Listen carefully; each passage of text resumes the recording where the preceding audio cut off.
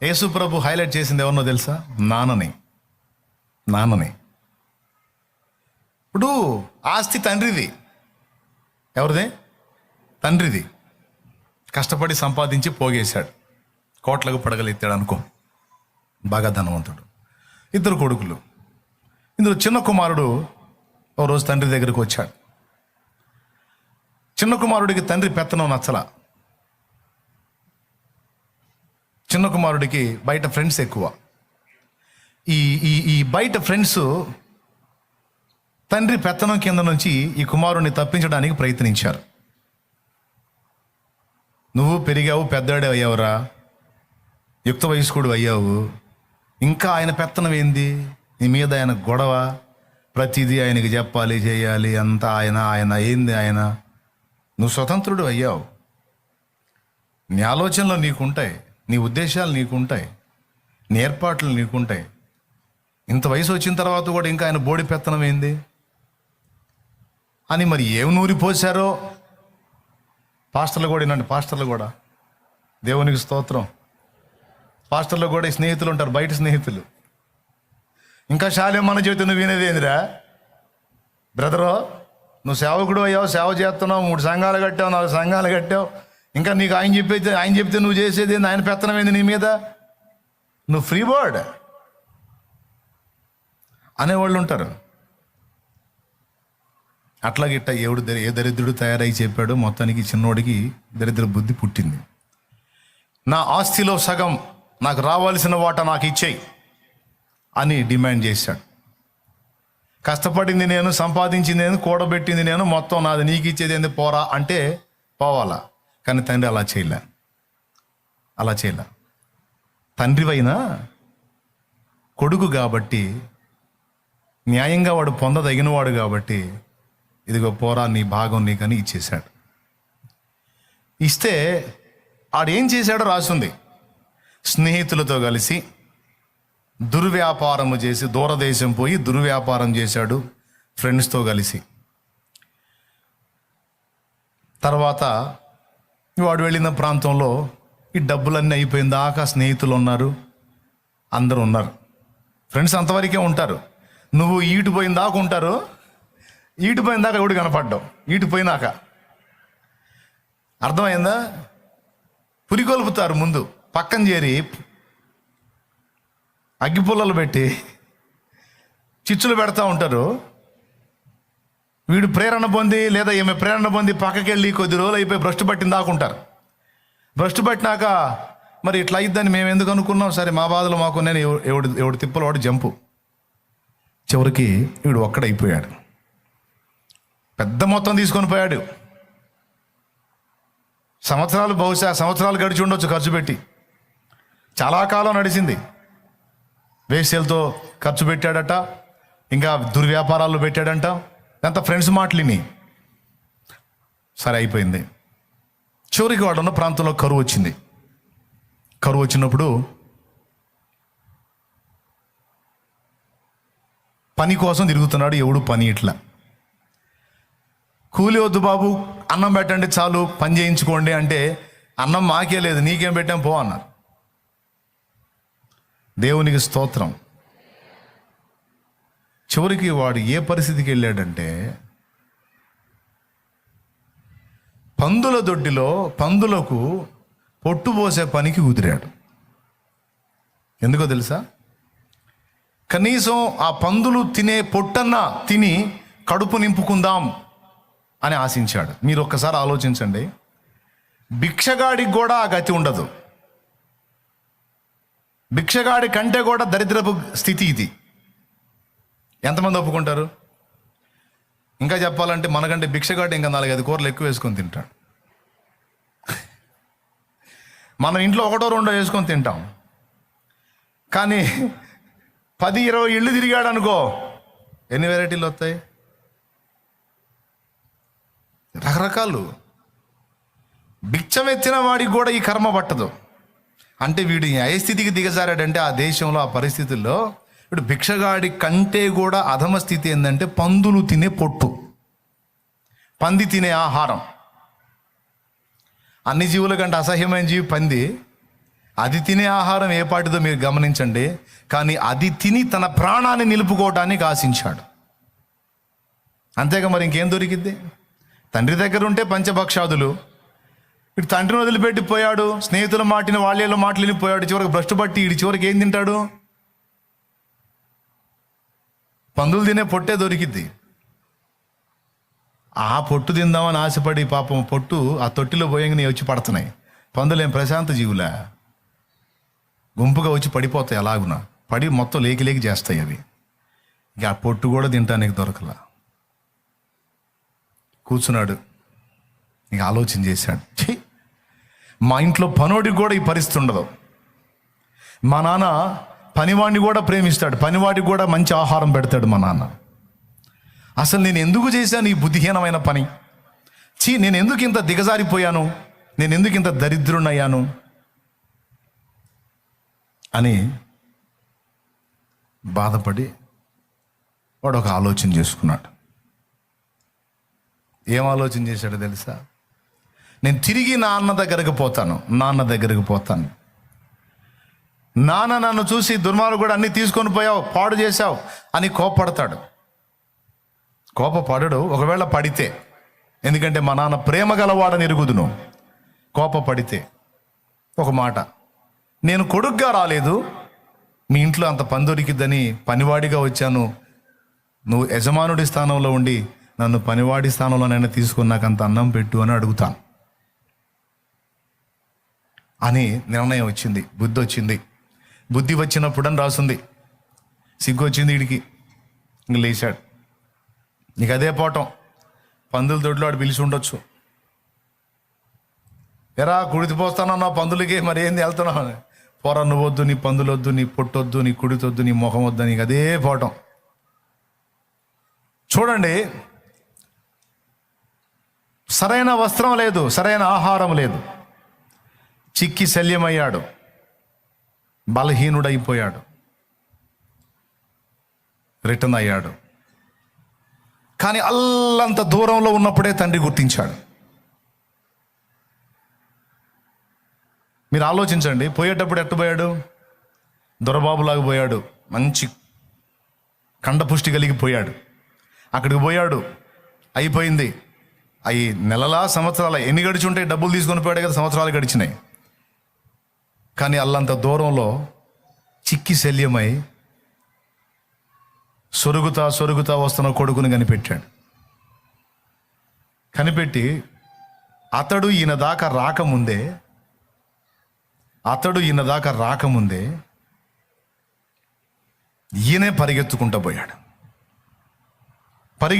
పోయి వాడు ఆ స్థితిలో ఉన్నప్పుడే, పందుల దొడ్డిలో అసహ్యకరమైన పరిస్థితిలో నుండి వచ్చినప్పుడు ఆ స్థితిలో ఉండగానే వాని మీద పడి వాని మెడ మీద ముద్దు పెట్టుకుంటా ఉన్నాడు.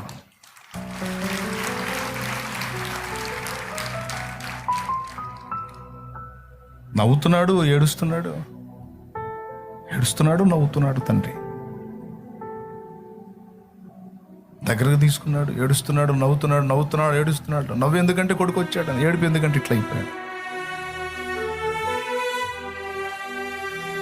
తండ్రి, నేను పరలోకమునకు నీకు విరోధంగా పాపం చేశాను.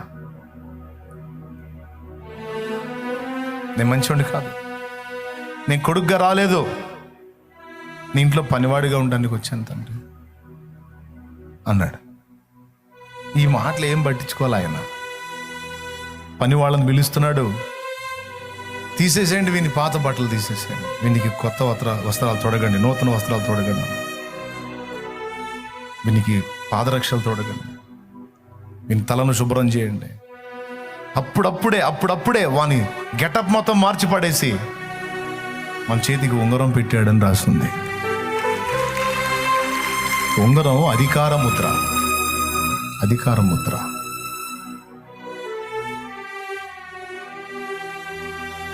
ప్రియమైన దేవుని బిడ్డలారా,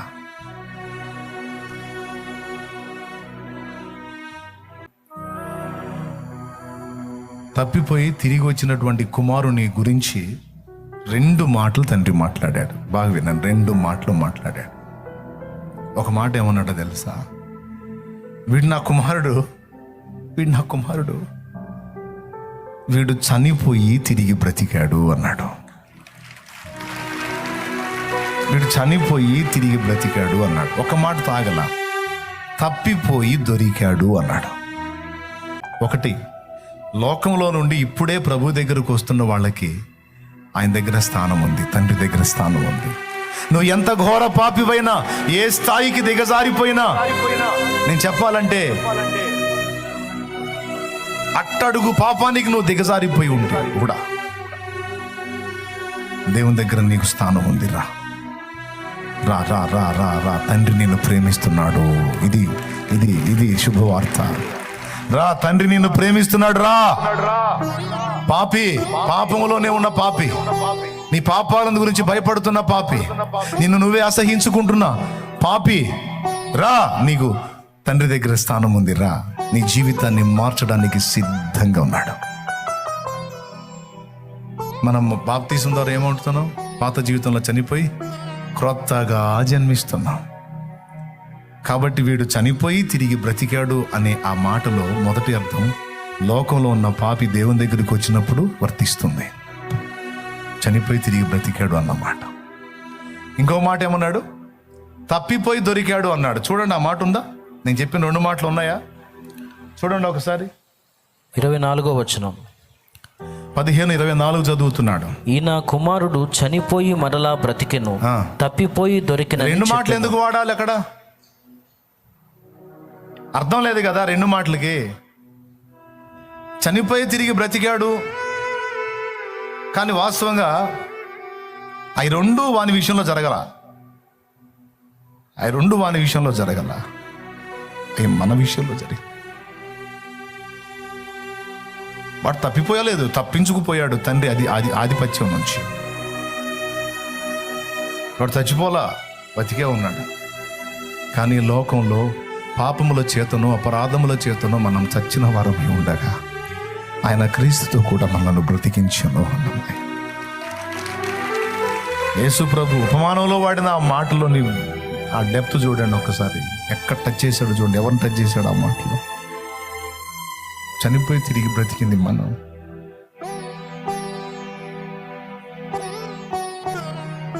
అపరాధముల చేత పాపముల చేత ఒకప్పుడు ఎట్లా బతుకుతున్నామో, ఏం తింటున్నామో, ఏం తాగుతున్నామో, ఏం మాట్లాడుతున్నామో, ఏం జీవించామో ఒకప్పుడు తెలియదు. మనం తల్లిననే మాట తెలియదు, తండ్రిననే మాట తెలియదు, చెల్లిననే మాట తెలియదు, తోడబుట్టిన వాళ్ళని అక్కననే మాట తెలియదు, ఎవరినేమనే మాట తెలియదు, ఎలా జీవించాలో తెలియదు, నైతిక విలువలు తెలియదు. పశువు కంటే హీనంగా బ్రతికినటువంటి బ్రతుకు మనది. ఘోరమైన పాపాలలో విచ్చలవిడి జీవితంలో జీవించి అపరాధముల చేత పాపముల చేత చచ్చిన వారమై ఉండగా ఆయన క్రీస్తుతో పాటు మనల్ని బ్రతికించాడు. క్రీస్తులో, క్రీస్తునందు, క్రీస్తును బట్టి మనల్ని బ్రతికించాడు. ఇది మన రక్షణానుభవం మొదటి అంశంలోని విషయం, ఆరంభపు మెట్టులోని అంశం. మరి తప్పిపోయి దొరికెను అంటే ఎవరో తెలుసా? రక్షణలోనికి వచ్చి కూడా కొంతమంది తొట్టుపడతారు చూడండి, త్రోవ తప్పుతారు చూడండి. రక్షణలోనికి వచ్చి కూడా మళ్ళీ పాపంలోనికి జారిపోతారు కొంతమంది. వాళ్ళకు కూడా దేవుడు అవకాశం ఇస్తున్నాడు. నా ప్రేమను నీవు ఎరుగుంటే, నా కుమారుడా నేనేందో నీకు తెలుసుంటే, నువ్వు అందులో బతకో. ఇదిగో నేను నీ కోసం. మీరు ఒక్కసారి ఆలోచించండి. ఆడు పోయి సంవత్సరాలు అయి ఉండొచ్చు. ఆడు పోయినప్పుడు గెటప్ వేరు, వచ్చినప్పుడు గెటప్ వేరు. సరైన బట్టలు చినిగిపోయి చీలికలు పేలికలు అయిపోయి వాడు చిక్కి శల్యమై ఎముకల గూడదాకా వచ్చాడు. వాడు తిండి లేదు. ఆడు సొరుగుతా వచ్చాడు, ఎముకల గూడలాగా వచ్చాడు. కానీ అల్లంత దూరంలో ఉన్నప్పుడే తండ్రి కిటికీలో నుంచి చూసి వాడిని గుర్తుపట్టి పరిగెత్తి పని మేడం అంటే ఎట్లా గుర్తుపట్టాడు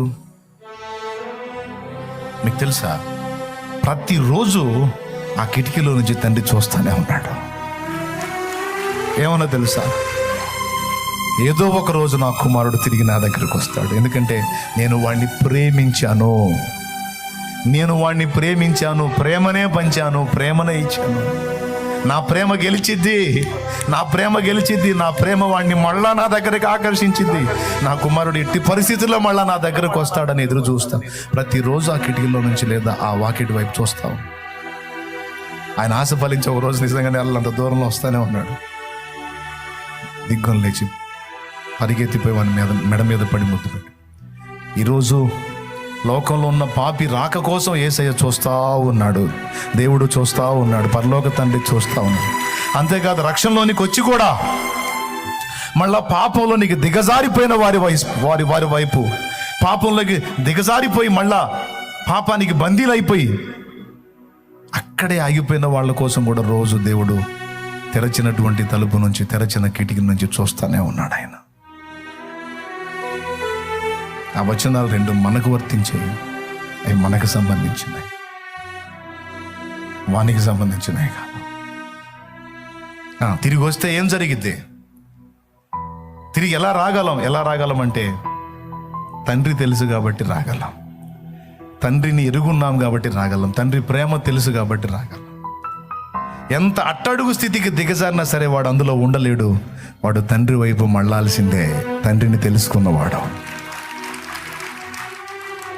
నీ నాన్నని నువ్వు ఎరుగుంటే పందుల దొడ్డి స్థితికి నువ్వు పోయినా సరే నువ్వు తిరిగి రావాల్సిందే, నాన్న దగ్గరికి వస్తావు, ఉండలేవు. తండ్రిని తెలుసుకోవటం ద్వారా ఈ ఉపయోగం ఉంది మనకి. ఏ స్థితికి వెళ్ళిందా మళ్ళీ తిరిగి తిప్పుకునే ఛాన్స్ మనకు ఉంటుంది. అంటే రికవర్ అయ్యే ఛాన్స్, రియలైజ్ అయ్యే ఛాన్స్, దిద్దుబాటు చేసుకునే ఛాన్స్ మనకు ఉంటుందని మనం గ్రహించగలం. ఆయన్ని మనం సమీపంగా ఇరుగుంటే, ఈ కుమారుడిలాగా కొంత అయినా ఆయనతో సహవాసం చేసి ఉంటే. దేవునికి మహిమ. Praise the lord. ఒకవేళ ఆ తండ్రి స్థానంలో తండ్రి లేడు, తండ్రి చనిపోయాడు, పెద్దన్న ఇప్పుడు ఆ ఇంటిని వెళ్తున్నాడు అనుకో, ఈ సంగతి కొడుకు తెలిసిందనుకో, వస్తాడా? చిన్న కొడుకు అన్న దగ్గరికి రాడు. ఎందుకు తెలుసా? ఆ అన్న మంచోడు కాదు, మంచోడులా కనపడుతున్న పరిసయుడు. తండ్రి దగ్గరికి పోయి తండ్రి ఫంక్షన్ చేస్తుంటే కొడుకు వచ్చాడు, చిన్న కొడుకు వచ్చాడు, ఫంక్షన్ చేస్తుంటే పెద్దోడుగా అంటాడు, ఇన్నాళ్ళు నీ దగ్గర వెట్టి చాకిరీ చేశాను, నాకు నువ్వేమి ఇవ్వలేదు అన్నాడు. ఎప్పుడు అడిగావు? నా దగ్గర ఉండగా నావన్నీ నీవే కదా, మళ్ళీ స్పెషల్గా నువ్వు అడిగేదేంది, పొందేదేంది? నువ్వు తీసుకుంటే నేనేం కాదన్నాను? నా కుమారుడా, నువ్వు ఎందుకు బయట ఉన్నావు? చూడండి, అప్పటిదాకా బయట తిరిగినోడేమో తండ్రి ప్రేమను తెలుసుకొని లోపలికి వస్తే, వీడు తండ్రి దగ్గరే ఉన్నాడు కానీ తండ్రి ప్రేమ వీడికి అర్థం కాల, వీడు బయటికి పోయాడు. వీడి దరిద్రం ఎట్టుంది అంటే, వీడు ఏమన్నా అంటే వీడు ప్రేమ లేనన్నా, వీడు ప్రేమ లేనన్నా. ప్రేమ కలిగిన అన్న అయితే ఏం చేయాలి తెలుసా? తమ్ముడు వచ్చాడా అని సంబరపడాలి, సంతోషించాలి. కానీ వీడు ఏడిపోయింది తెలుసా? తీసుకెళ్ళి ఆస్తి అంతా తగలబెట్టి వచ్చాడు, వేశ్యలతో తిరిగి వచ్చాడు. ఈ మాటలు వీడు చెప్తున్నాడు, పెద్దోడు చెబుతున్నాడు. దుర్వ్యాపారంలో వేశ్యలతో తగలబెట్టి వచ్చాడంటే వీడు ఆ ఎంక్వైరీలో ఉన్నాడు. తమ్ముడు ఆడాడు తిరుగుతున్నాడు, తమ్ముడు ఏ గతి పట్టాడు, వాడికి ఉందా లేదా, తిన్నాడా తినలేదా, ఆ ఎంక్వైరీలు చేయలే. ఎవరెవరితో తిరుగుతున్నాడు ఈ ఎంక్వైరీలు చేశాడు వీడు. ఒకవేళ వీడు తండ్రి స్థానంలో ఉంటే సత్యనారాయణ తప్పిపోయిన కుమారుడు. తప్పిపోయిన కుమారుడు తండ్రి మనసు తెలుసు, నన్ను అసహించుకోడు, కనీసం పనివాడుగానైనా నన్ను ఉండనిస్తాడు. మా నాన్న కఠినుడు కాదు, కనికరము గలవాడు. దేవునికి స్తోత్రం కలుగును గాక. హల్లెలూయా. ఏం గలవాడు? కనికరం గలవాడని అనుకున్నాడు కనుక వచ్చాడు. ప్రియులారా, మీకు చెప్తున్నాను, గుర్తుపెట్టుకోండి, దేవుణ్ణి నాన్నగా మనం తెలుసుకొని ఆయనకి సమీపమైనప్పుడు స్వచిత్తంలో విరిగిపోవటం మాత్రమే కాదు, అడుగు జారి పడినా తిరిగి వెంటనే తేరుకునే ఛాన్స్ మనకు ఉంటుంది. తండ్రి ప్రేమ అర్థమైతే. అది అర్థం కాలేదనుకో, సాతాను దెబ్బ కొడతాడు మనల్ని. ఏ ముఖం పెట్టుకొని పోతావు? ఏమని పోతావు ఆయన దగ్గరికి? సిగ్గులేదా అని మనల్ని బలహీనపరిచి దూరం చేస్తాడు తండ్రి మనకు అర్థం కాకపోతే. తప్పిపోయిన కుమారుడికి తండ్రి తెలుసు, అందుకే ఎవడి మాట పట్టించుకోవాలి, ఆయన దగ్గరికి వెళ్ళిపోయాడు. ఈరోజు నువ్వు నేను మనం ఆయనకి సమీపమై ఆయన అర్థం చేసుకోగలిగితే ఫస్ట్ కంట్రోల్ అవుతాం. ఎక్కడన్నా త్రోవ తప్పినా తిరిగి వెంటనే రికవర్ అయి తండ్రిని చేరుకోగలం. 2 ప్రయోజనాలు. ఒకటేంటి? స్వయంలో విరిగిపోతాం కనుక బ్యాలెన్స్గానే ఉంటాం. బలవంతం చేతగాక ఇష్టపూర్తిగానే పాపాన్ని విసర్జిస్తాం. జాగ్రత్తగా ఉండగలుగుతాం తండ్రి మీద ఉన్న మమతను బట్టి. ఒకవేళ తేడా పడినా తిరిగి చేరుకోగలుగుతాం, తండ్రిని తిరిగి చేరుకోగలుగుతాం. అందుకే యేసు ప్రభు, మీ నాన్న ఇంత ప్రేమ గలవాడు, మీ నాన్న ఇంత మమత గలవాడు, నీ గురించి ఇంత చింత కలిగి ఉన్నాడు, ఇంత ఆలోచన కలిగి ఉన్నాడు, నిన్ను ఇంత ఇష్టపడుతున్నాడు, నీకోసం ఇదిగో తన అద్వితీయ కుమారుడు అంటే నన్ను బలివ్వడానికి కూడా ఇష్టపడ్డాడు, ఎంత ప్రేమిస్తున్నాడో చూడండి అని సిలువలో కూడా తండ్రి ప్రేమనే హైలైట్ చేశాడు. నేను ఆయన అద్వితీయ కుమారుణ్ణి, నన్ను మీకోసం బలివ్వడానికి ఇష్టపడ్డాడు అంటే మీరంటే ఎంత ఇష్టమో పరలోకపు తండ్రికి చూడండి.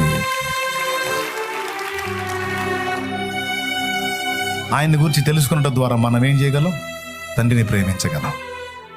తండ్రి మనల్ని ప్రేమించినట్టు మనం కూడా తండ్రిని ప్రేమించడం మొదలు పెడితే లైఫ్ ఇంకా వేరే టైప్లో మారిపోయింది.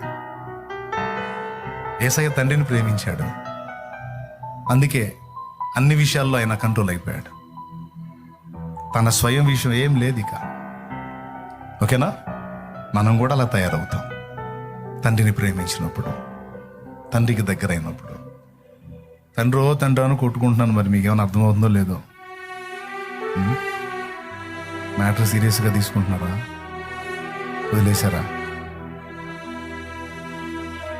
మీరు ఎలానన్నా తీసుకోండి, నా ధర్మం నేను చెప్పా. యేసయ్యకి తండ్రి అంటే ఇష్టం, తండ్రికి యేసయ్య అంటే ఇష్టం. అలాగే తండ్రికి మనం అంటే ఇష్టం. యేసయ్య అంటే ఎంత ఇష్టమో మనం అంటే ఎంత ఇష్టం. ఎంతో ప్రేమించాడంట. ఇప్పుడు వాడదామా? నీకోసం జీవిస్తున్నా, నిన్ను నే ప్రేమిస్తున్నాను ఇందాక పాడారుగా. నిజంగా ప్రేమిస్తున్నావా?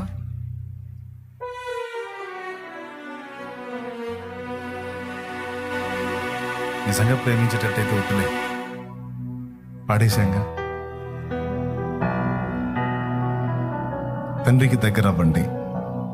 ఈ యేసయ్య మనకు నేర్పుతున్న పాఠం ఇది. ఎవరికి దగ్గర అవ్వండి? తండ్రికి దగ్గర అవ్వండి. అలాగని యేసయ్యను అశ్రద్ధ చేయమని చెప్పట్లా.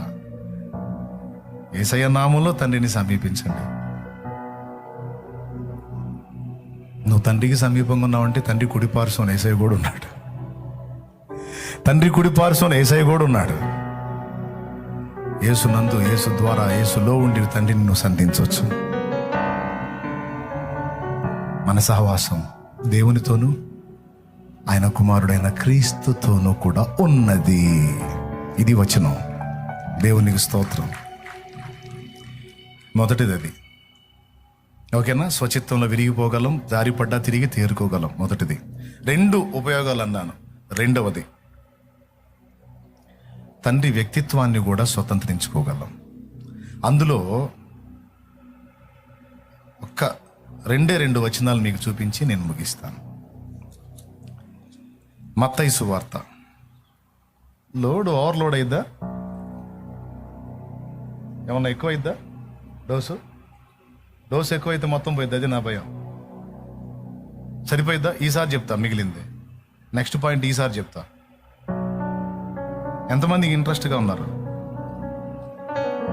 అంటే అది ఎంతసేపు పట్టిద్దో చెబితే అప్పుడు చెబుతామంటారా? లేదన్నా చెప్పంటే ధన్మని చేతులు ఎత్తాలి కదా మరి. రైట్, చెప్తా. ఎక్కువ టైం తీసుకోదు. Only 5 minutes. సింపుల్. కానీ అది కూడా మీకు అందాలి. 2 లాభాలని చెప్పాను తండ్రిని సమీపించడం ద్వారా. ఒక లాభం వర్ణించాను. ఈ రెండవది, ఇది కూడా మీరు వినాలి, చాలా అవసరం. మత్తయి సువార్త ఇందాక చదివిన వచనమే 6వ అధ్యాయం 5వ అధ్యాయము. మత్తయి సువార్త 5వ అధ్యాయము 48వ వచనం చూడండి. మీ పరలోకపు తండ్రి పరిపూర్ణుడు గనుక మీరును పరిపూర్ణులుగా ఉండెదరు. దేవునికి స్తోత్రం. ఈ మాట గురించి కూడా నేను నేర్చుకున్నాను. బాగా వినండి ఈ మాట. అది సాధ్యమేనా మనకి? మీ పరలోకపు తండ్రి పరిపూర్ణుడు గనక మీరు కూడా పరిపూర్ణులుగా ఉండెదరు అన్నాడు. ఉండెదరు. ఒకనాటికి మీరు కూడా అలా ఉందురు అనలా. అంటే మనం అనుకునేవాళ్ళం ఎట్లనో సాధన చేసుకొని క్లైమాక్స్కి వచ్చేటప్పటికి మనం ఆ తండ్రిలాగా అవుతాములే అనుకోవచ్చు. ఆ మాట అన్నాడు అక్కడ. మీ పరలోకపు తండ్రి పరిపూర్ణుడు గనుక మీరును పరిపూర్ణులుగా ఉండెదరు. మీరు కూడా ఉంటారు అన్నాడు. ఉండబోతున్నారు, ఒకప్పటికి ఉంటారు, ఒకనాటికి అలా అవుతారు అనలా. మీరు ఉంటారు అన్నాడు, మీరు ఉండెదరు అన్నాడు. ఇప్పుడు నాకు డౌటు, ఎలా సాధ్యం? ఆయన ఎంత పరిపూర్ణుడు? ఆయన జ్ఞానం పరిపూర్ణమైన జ్ఞానం. మనకంత జ్ఞానం ఉందా? ఎప్పటికైనా ఏ నాటికైనా ఎన్ని జన్మలెత్తినా దేవుని జ్ఞానం అంత పరిపూర్ణ జ్ఞానం మనకు ఉంటదా? కాదు, ఉండదో అని చెప్పండి. మరేంది నోరేమైంది? నేను ఎంత మొత్తుకుంటుంటే ఎప్పటికైనా ఉంటుందా? సరే, తండ్రికి ఉన్న పరిపూర్ణ వ్యక్తిత్వ సౌందర్యం ఏనాటికైనా మనకు ఉంటుందా? పెద్దగా చెప్పాలి. 2, తండ్రికి ఉన్న పరిపూర్ణమైన ప్రేమ ఏనాటికైనా మనకు ఉంటుందా? ఆయనలో ఉన్న పరిపూర్ణమైన ప్రేమ మనలో ఉంటుందా? పరిపూర్ణ జ్ఞానం సరే వదిలేండి. పరిపూర్ణ పరిశుద్ధత, తండ్రిలో ఉన్న పరిపూర్ణ పరిశుద్ధత కోటి జన్మలెత్తిన మనకు సాధ్యమైద్దా? నోరు జారును, కాలు జారును, కన్ను జారును, చెయ్యి జారును, ఏదో ఒకటి ఎంత కంట్రోల్ చేసినా ఇటు పక్క మోస్తుంటే ఇటు పక్కన. మరి ఎట్లా అన్నాడు ఈ మాట?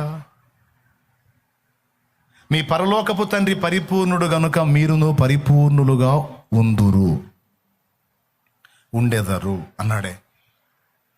ఎప్పటికైనా సాధ్యమయ్యే పనేనా అది? ఛాన్స్ ఉందా? ఇది నెక్స్ట్ వీక్ తెలుసుకుందామా?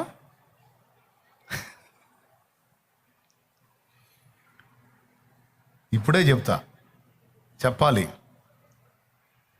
దానికి ఆంతర్యం ఏంటంటే, ఒక్కసారి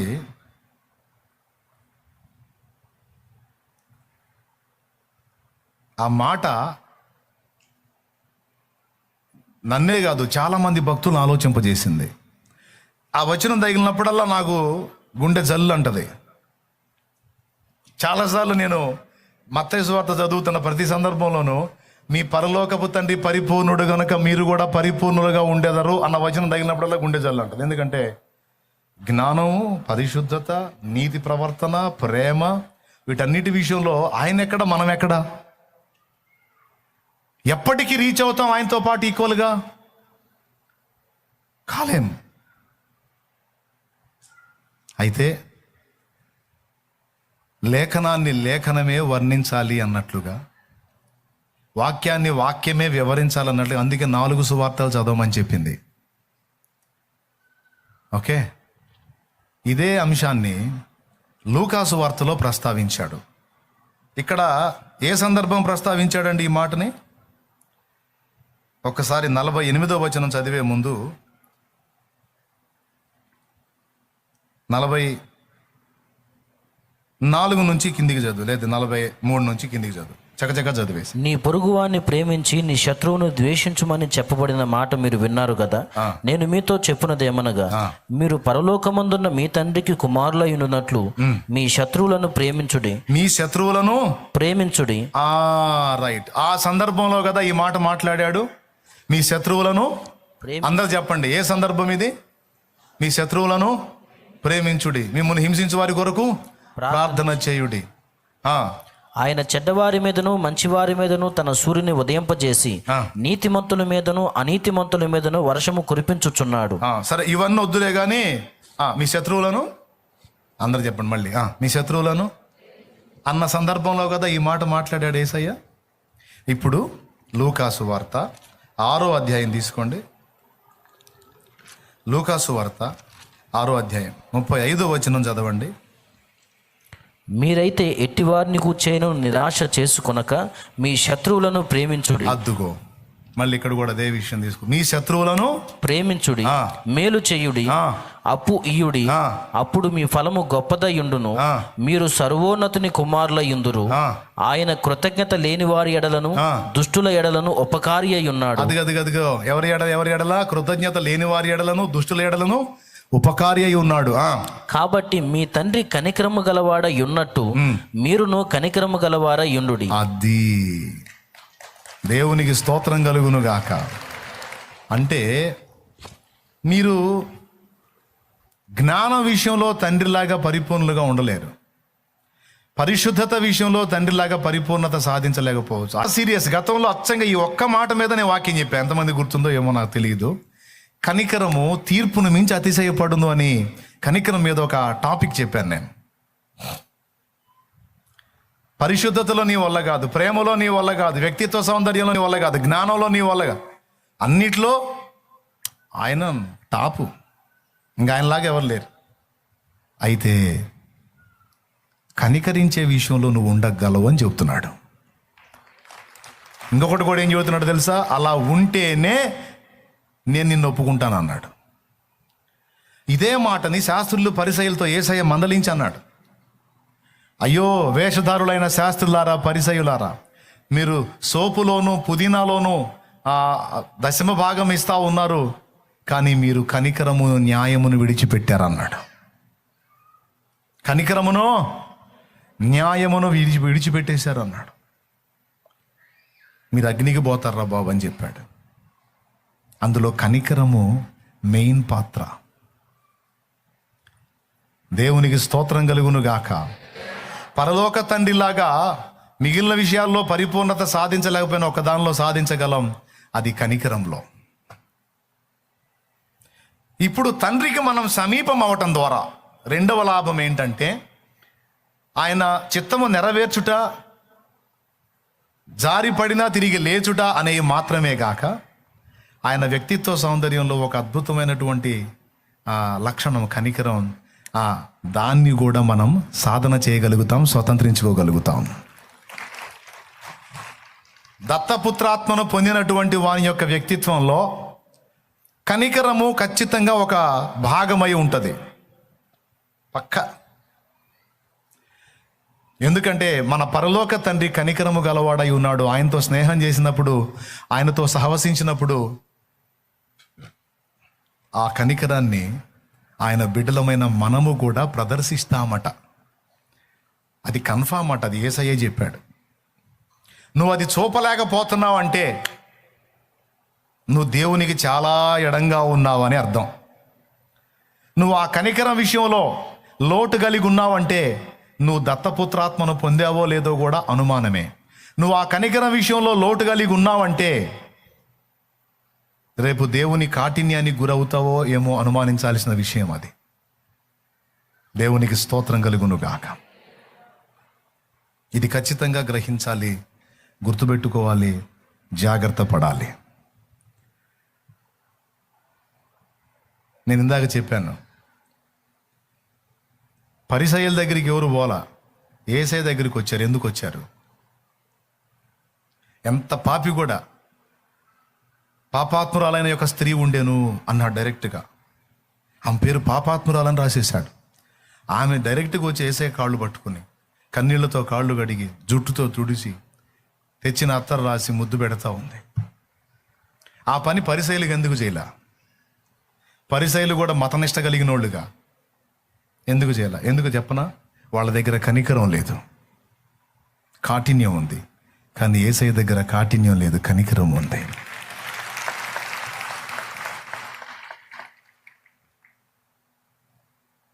ఓకే, ఏముంది? ఈరోజు నా పిల్లలకు కూడా చెబుతున్నా, ఈ సందర్భంలో పిల్లలకి, పెద్దోళ్ళకి, సేవకులకి, అందరికీ నేర్చుకునే బుద్ధున్న ప్రతి ఒక్కడికి చెప్తున్నా. ఎవరు వచ్చినా శాలేమన్నాడు శాలేమన్నాడు శాలేమన్నాడు శాలేమన్నాడు అని దేవులాడతాం. ఎందుకు శాలేమన్నా? ఎవరు అన్నారా అని? శాలేమన్నాడు శాలేమన్నాడు శాలేమన్నాడు శాలేమన్నాడు. పొద్దున్న నుంచి సాయంత్రం దాకా కూడా అంతే కూర్చుంటారు. తిండి పట్టదు, ఇంకేం కలుగుతాడు, వెళ్ళిపోదాం అనుకోరు. మొండిగా పట్టుబట్టి కూర్చుంటారు. కొంతమంది అయితే సాయంత్రానికి వస్తాడమ్మా అంటే చాలా అంతను కూర్చుంటారు. ఏం శాలేమన్నా కాకపోతే ఇంకా చాలామంది ఉన్నారు, వాళ్ళ దగ్గరికి వెళ్ళొచ్చుగా. నేను చెబుతా, వెళ్తారు వాళ్ళ దగ్గర కూడా. ఎప్పుడు వెళ్తారు తెలుసా? ఒక్క విషయంలో వాళ్ళు పాస్ అయినప్పుడు వెళ్తారు. ఏ విషయం తెలుసా? కనికరం అనే విషయంలో వాళ్ళు కూడా పాస్ అయినప్పుడు వాళ్ళ దగ్గరికి వెళ్తారు, వాళ్ళని కూడా ఎత్తుక్కుంటారు. అంతే. అది ఎవరిలో అయితే చూస్తారో, అది ఎవరిలో అయితే కనబడిద్దో వాళ్ళలో మరో యేసును చూస్తారు ప్రజలు, ప్రభువుని చూస్తారు. మాటల్లో కాదు యేసయ్య, క్రియలో, ప్రవర్తనలో ఆ కనికరం గల వ్యక్తులను వదిలిపెట్టరు. అందుకే చెప్తున్నాను, సేవకులకి, విశ్వాసులకి, అందరికీ చెప్తున్నాను, ఆ కనికరం మనలో దొరకాలి. అర్థమైందా? క్రీస్తు యేసునకు కలిగిన మనస్సు మీరును కలిగి ఉండన్న మాటల్లో కనికరం కూడా ఒకటి. ఎందుకు శాలేమన్నంటే విని దాటిపోడు, పోలేడు. అన్నా అని ఏడిస్తే ఆగిపోతాడు. పోయినవాడు కూడా వెనకొస్తాడు. ఆయన వల్ల కాదు. కారణం కనికరం. చేయగలిగితే ఏదన్నా సాయం చేయగలుగుతాడు, లేకపోతే ప్రార్థన చేస్తాడు. కఠినంగా మాత్రం దాటిపోడు. నమ్మకం విశ్వాసులకి అది. అన్న దొరికితే చాలు. మిగిలిన సేవకుల విషయంలో కూడా అదే చెప్తున్నాను. ఏమ్మా ఏంది ఏంటి? ప్రార్థన చేసుకోపో. అయ్యా శాలేమా లేడు ఆయన ఆడ తిరుగుతుంటాడు, ఆడ ఉంటాడు, ప్రార్థన పోతాడు, ఆయన లేడు. శాలేమన్నా అనగానే మండిపోద్ది కొంతమంది పాస్టర్లకి. నేను ఉంది ఎందుకేడా ఏకలు తోలుకోవడానికా? వచ్చిన వాళ్ళందరూ శాలేమన్నా మేము ఎందుకు ఏడ ఉంది ఏకలు తోలుకోవడానికా?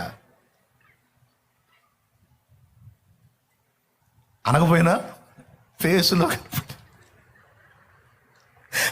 ఆ ఇరిటేషన్ ఫేస్లో వెంటనే కాఠిన్యం వచ్చేస్తుంది. కానీ మరి ఎవరు అడుగుతారు? చాలా మందిని అడుగుతారు. ఆ ప్రేమను బట్టో, ఆ మాటను బట్టో, ఆ కనికరాన్ని బట్టో, ఏదో ఒక పాయింట్ని బట్టి కనెక్ట్ అవుతారు. అయిన దాన్ని బట్టి ఆ పర్సన్నే వెతుక్కుంటారు. ఒకవేళ నా కొడుకుల్లో అది కనబడితే నా కొడుకుల్ని కూడా వెతుకుతారు. ఒకవేళ అశోకుడు, అజయుల్లో అవి కనపడితే వాళ్ళని వెతుకుతారు. ఒకవేళ శ్యామ్లోను ఇంకొక వ్యక్తిలోను అవి కనపడితే వాళ్ళని కూడా వెతుక్కుంటారు. ఇక్కడ కావాల్సింది కనికరం. నేను చూపుతానే ఉన్నావులే అన్న, అసలు మేము చూపనట్టు మాట్లాడుతున్నావు అనొద్దు. చూపితే స్తోత్రం, ఇంకా చూపండి. కనికరపడండి, వచ్చిన మనుషుల మీద జాలిపడండి, ప్రేమించండి అని సేవకులకి చెప్తున్నాను, మీకు కూడా చెప్తున్నాను. కనికరం నిండిన గుండె దేవునికి ఇష్టమైనది. కనికరము నిండిన గుండె దేవునికి దగ్గరైనదే. దేవునికి దగ్గరైన హృదయంలోనే కనికరము నిండి ఉంటది. దేవునికి దూరమైన మనస్సులో కాఠిన్యం గూడు కట్టుకుంటది. దయచేసి మీ మనస్సులు ఎలా ఉన్నాయో, మీరు ఏ విధంగా ఉన్నారో మిమ్మల్ని మీరు పరిశీలించుకోండి. నాకో లేకపోతే ఇంకొకరికో చెప్పాల్సిన అవసరంలా. ఒక్కసారి మోకాళ్ళు వేసే ఓపిక ఉంటే మోకాళ్ళు, లేకపోతే పైకి లేచి నిలబడి ఒక్కసారి ప్రార్థన చేయండి. నాన్నతో మాట్లాడండి. రెండు శ్రేష్టమైన విషయాలు నీకు నాకు లాభం చేకూర్చున్నట్లు దేవుణ్ణి మనం సమీపించాలి, నాన్నని సమీపించాలి. తండ్రిని సమీపించుట ద్వారా ఏమేం ప్రయోజనాలు ఉన్నాయో, ఎందుకు అంతసేటు యేసయ్య అదుగో మీ నాన్న, అదుగో మీ నాన్న, అదుగో మీ నాన్నని తండ్రిని పరిచయం చేశాడు, ఆయనకు చేరువైతే వచ్చే ప్రయోజనం ఏంటి అనే విషయాలన్నీ ఈరోజు మనం విస్తారంగా ధ్యానించుకున్నాం. ఇంటికి పోయి మళ్ళా మీకు ఇంట్రెస్ట్ ఉంటే ప్రశాంతంగా ఉండి మళ్ళా పెట్టుకొని వినండి. మళ్ళా పెట్టుకొని వినాల్సిన అంశం ఇది. వినాలి, నువ్వు బలపడాలి, నువ్వు బాగుపడాలి, అనేకుల్ని బాగు చేయాలి, అనేకుల్ని కనికరించాలి, శ్రేష్టమైన వ్యక్తిత్వంలోనికి రావాలి. ఇతరులతో పోల్చుకొని ఈర్ష్యాద్వేషాలతో నలిగిపోయే తత్వం నుంచి, స్వీయ చిత్తంలో నుంచి నువ్వు విరిగిపోవాలి. ఇతరులను నీకంటే యోగ్యులుగా ఎంచుకునే దీనమైన మనసులోకి నీవు రావాలి. పొరపాటు పడిన వారిని పోనీలే అని క్షమించే మనసు, కనికరించే మనస్సు, శత్రువుని కూడా కనికరించి దయచూపే మనస్సుని సాధన చేయాలి. మీ పరలోకపు తండ్రిని చూడండి అని చూపించాడు. పరలోకపు తండ్రిని చూడండి, చెడ్డవారి మీదను మంచివారి మీదను తన సూర్యుని ఉదయింపజేస్తున్నాడు, తన వర్షాన్ని పంపిస్తున్నాడు అన్నాడు. అంటే మంచివాళ్ళనే కాదు, చెడ్డవాళ్ళని కూడా చేరదేయండి, చెడ్డవాళ్ళని కూడా ఆదరించండి, చెడ్డవాళ్ళని కూడా కనికరించండి, అప్పుడు మీరు దేవుని కుమారులు అని ఆ పోలిక చెప్తున్నాడు. దేవుని కుమారులు అంటే దేవుడు చెడ్డవాళ్ళని మంచి వాళ్ళని ఈక్వల్గా ప్రేమించినట్టు దేవుని కుమారులుగా మీరు కూడా బలవంతుల్నే కాదు బలహీనుల్ని కూడా ఆదరించండి, బలహీనులు కూడా ప్రేమించండి, కనికరించండి అని మాట్లాడుతూ ప్రార్థన చేద్దాం. నా తండ్రి, ఈరోజు నువ్వు నాతో మాట్లాడావు, చాలా విలువైన విషయాలు నా దృష్టిలోకి తీసుకొచ్చావు, నీకు వందనాలు. ఈరోజు నీ పాదాల చెంతకు నేను వచ్చింది వ్యర్థం కాలేదు. నా అవసరాలన్నీ నువ్వు ఎరిగున్నానని నాతో మాట్లాడావు. నీ కావలసినవేవో నేను ముందే సిద్ధపరిచి ఉన్నాను అని మాట్లాడావు. నీవు అనేకమైన పిచ్చుకల కంటే శ్రేష్ఠురాలివి, శ్రేష్ఠుడివి అని మాట్లాడావు. నా హృదయంలో నీ స్థానం గొప్పది, నీవు నా కుమారుడివి, కుమార్తెవి అని మాట్లాడావు. ఈరోజు నాకు ఈ మాటలన్నిటిని బట్టి ఎంతో సంతోషం కలుగుతుంది. నీకు వందనాలు చెల్లిస్తున్నాను. తప్పకుండా తండ్రి, నేను నీతో మాట్లాడుకుంటాను, నీ మాటలకు చెవియొగ్గుతాను. స్వీయ చిత్తాన్ని సిలువ వేసి నీ చిత్తాన్ని నెరవేర్చడానికి ఆసక్తి చూపుతాను. తండ్రి, నీ సంతోషమే వెతకాలి. యేసయ్య ఎలాగ నీ చిత్తాన్ని వెతికాడో, నీ సంతోషాన్ని వెతికాడో, నేను కూడా అలాగున నీ చిత్తాన్ని, సంతోషాన్ని వెతకాలి. పాపాన్ని ఏ బలవంతం లేకుండా నా అంతటా నేనే దాన్ని విసర్జించాలి. పరిపూర్ణ పరిశుద్ధతను నేను సాధన చేయాలి. నాకు కృప నీవు, బలము నీవు, కనికరాన్ని కూడా నేను సాధన చేయాలి. నాకు సహాయం వచ్చి నీ పాదాల చెంతకు నన్ను ఆకర్షించు, నీ రెక్కల నీడలోనికి నన్ను ఆకర్షించు అని ప్రార్థించాను. ప్రభువా, నీకు స్తోత్రం, స్తోత్రం, స్తోత్రం. నీవు మాట్లాడిన ప్రతి మాట కొరకై నీకు వందనాలు. ప్రార్థన చేద్దాం. ఒకరు ప్రార్థన చేయండి త్వరగా. సర్వోన్నతుడా, నీకు వందనాలు నాయన. స్తోత్రాలు, స్తోత్రాలు, స్తోత్రాలు.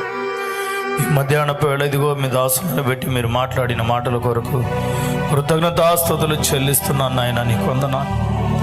మాకు ప్రార్థన నేర్పమని వారు అడిగినప్పుడు పరలోకముందున మా తండ్రి అని మీరు నేర్పారు నాయన. తండ్రి ఎంత ప్రేమ కలిగిన వాడు, కనికరం కలిగిన వాడు. దేవుడి లోకముని ఎంతో ప్రేమించినని నా ప్రభా ప్రేమలో అయా మమ్మల్ని క్షమించారు, ప్రేమించారు, రక్షించారు. అందుని బట్టి కృతజ్ఞతాస్తుతులు చెల్లిస్తున్నాం ప్రభువా. ఇదిగోనైనా తండ్రితో మాట్లాడినట్లు మాట్లాడుకునే అనుభవంలోనికి ఆయన అందరిని కూడా నడిపించమని ప్రార్థిస్తున్నాం. దత్తపుత్ర ఆత్మను పొందినవాడు అబ్బా తండ్రి అని మొరపెడతాడు. నీ వల్ల మొరపెట్టలేకపోతున్నావు అంటే ఏ విధమైన ఆత్మచేత నడిపించబడుతున్నావు యోచించుకోమని గుర్తు చేశారు ప్రభువా. బిడ్డలందరినీ దర్శించండి. విన్న మాటలు వారి హృదయాల్లోని తీసుకుని ఆలోచించి ఆ సరైన తీర్మానంతో ముందుకు సాగుట కృప చూపండి నాయన. అయా తండ్రిని ప్రేమించినప్పుడు తండ్రి బాధ్యతలు కూడా అయా ఎరిగిన వారి నెరవేర్చడానికి ప్రయాసపడతామని, అలాగనే తండ్రితో సహవాసం కలిగి ఉన్నప్పుడు పాపాన్ని ఆయన విడిచిపెట్టే విషయంలో శిక్షిస్తాడేమో అని గాక బాధపడతాడేమో అని నా ప్రభుత్వ ఆయనకు నొప్పి తగిలించకూడదు, నొప్పి కలిగించకూడదు అని ఆయన ఇదిగో స్వేచ్ఛగానే పాపాన్ని ఎదిరించే శక్తిని మేము పొందుతామని మాకు తెలియజేశారు. కృతజ్ఞతలు. ప్రతి దినము తప్పిపోయిన కొడుకు కొరకు ఎదురు చూసినట్లు రక్షించబడి ఆత్మీయతలో, ప్రార్థనలో, విశ్వాసంలో తప్పిపోయిన మీ కొరకు నేను ఎదురు చూస్తున్నానని బలపరిచినందుకు కృతజ్ఞతాస్తుతులు నాయన. ఈ కుమారుడు చనిపోయి బ్రతికనని అయా పాపంలో, లోకంలో, శాపంలో కొడుకుల కొరకు ఎదురు చూస్తున్నావు, కుమార్తెల కొరకు ఎదురు చూస్తున్నావు అని దినాన్ని గడియలు ఇక్కడ పాపంలో ఇంకా ప్రజలను రక్షిస్తున్నందుకు ప్రతిరోజు స్తోత్రాలు. లైవ్ ద్వారా, జూమ్ ద్వారా అయా నిజముగా నా జీవితంలో కూడా పాపం ఉన్నదయ్యా, నన్ను నీ కుమారుడిగా అంగీకరిస్తున్నావా అని ఆయన ఏడుస్తున్న వారిని దర్శించండి. వారికి సైతం రక్షణ భాగ్యాన్ని మీరు దయచేయమని ప్రార్థన చేస్తున్నాం. శత్రువుని ప్రేమించే మనసు మాకు దయచేయండి అయా. యోబు యొక్క సహనము, కనికరం ఎంతో గొప్పగా ఉన్నది ప్రభు. అయా కనికరంగానే కోరుచున్నావు కానీ బలిని కోరట్లేదని అందరికి కూడా కనికరము కలిగిన మనసు దయచేయి అయా. కనికరము తీర్పుని మించి అతిశయించునన్నావు కదా ప్రభు, నీకు వందనాలు.